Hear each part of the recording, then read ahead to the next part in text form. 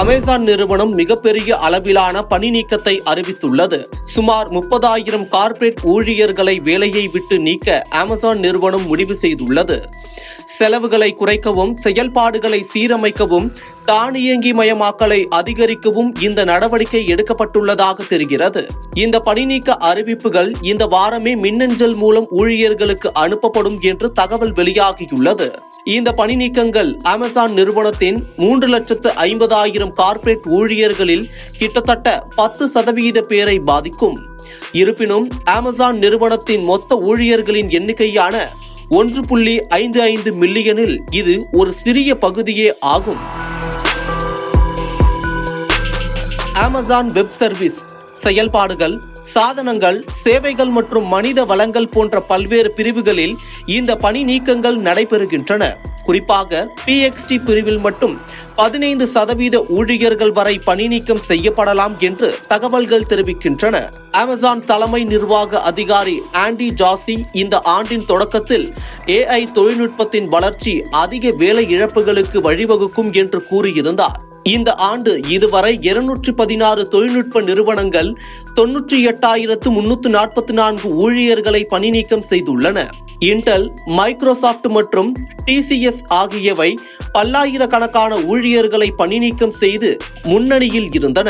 இப்போது அமேசான் 30,000க்கும் மேற்பட்ட பணி நீக்கங்களை அறிவித்துள்ளதால் இந்த ஆண்டு அதிக ஊழியர்களை பணி நீக்கம் செய்யும் மிகப்பெரிய இ-காமர்ஸ் நிறுவனமாக அமேசான் இருக்கும். 2022ஆம் ஆண்டில் அமேசான் நிறுவனம் அதன் ஊழியர்களில் 27,000க்கும் மேற்பட்டோரை பணி நீக்கம் செய்தது. அதுவே அமேசானின் அதிக அளவிலான பணி நீக்கமாக இருந்த நிலையில் தற்போது அந்நிறுவனம் 30,000 பேரை பணி நீக்கம் செய்துள்ளது அதிர்வலைகளை உருவாக்கியுள்ளது. அமேசான் நிறுவனம் 5 நாட்கள் அலுவலகத்திற்கு வர வேண்டும் என்ற கடுமையான விதியை அமல்படுத்தியது.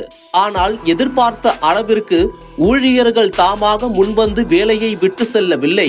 இதனால் நிர்வாகம் கட்டாயமாக பணி நீக்கம் நடவடிக்கையை எடுக்க வேண்டிய கட்டாயத்திற்கு தள்ளப்பட்டது. இந்த அலுவலக விதிக்கு இணங்காத ஊழியர்கள் எந்தவிதமான பணி நீக்க சலுகையும் இன்றி தானாக முன்வந்து வேலையை விட்டு சென்றதாக கருதப்படுகிறது. செயற்கை நுண்ணறிவு தொழில்நுட்பம் அமேசானின் கார்ப்பரேட் கட்டமைப்பை மாற்றியமைக்கிறது என்று நிபுணர்கள் கூறுகின்றனர்.